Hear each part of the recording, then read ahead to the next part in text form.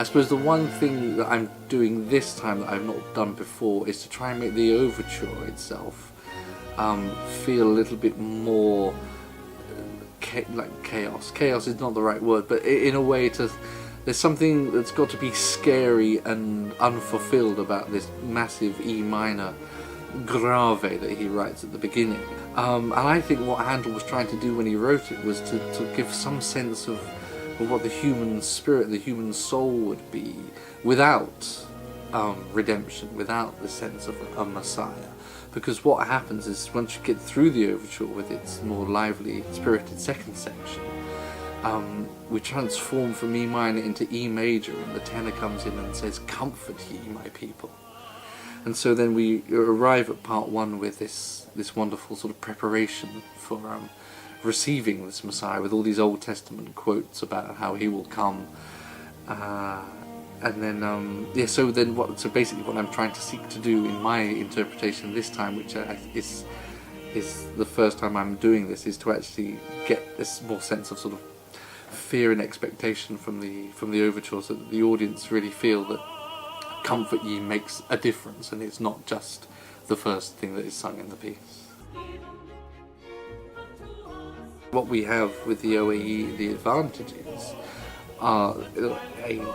people have been playing this all their professional lives, and they know the text inside out, and they know what to expect from it,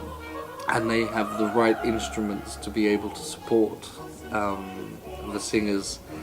You can really get the text across from the choruses and from the soloists without them having to sort of battle against something that sounds slightly more symphonic. You have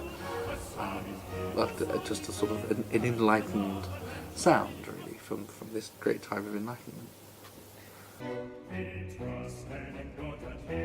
Handel, who was such a great operatic composer, really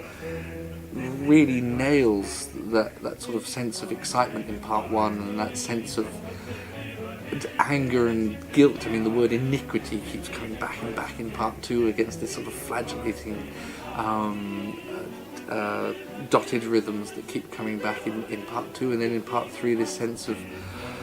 relief and inner calm that we have to have in order to overcome the fear of death, in order to be at one with whatever we think is on the other side, whether we believe it or not. It sort of doesn't really matter, but the story itself is told musically in such a way that you can't fail to be moved by it. I mean, we all can pick out the point in part one, which is the Christmas story, because it starts with the bagpipes of the shepherds playing in the fields, and then the arrival of the angels is all displayed in so graphic and tingly detail. It's wonderful.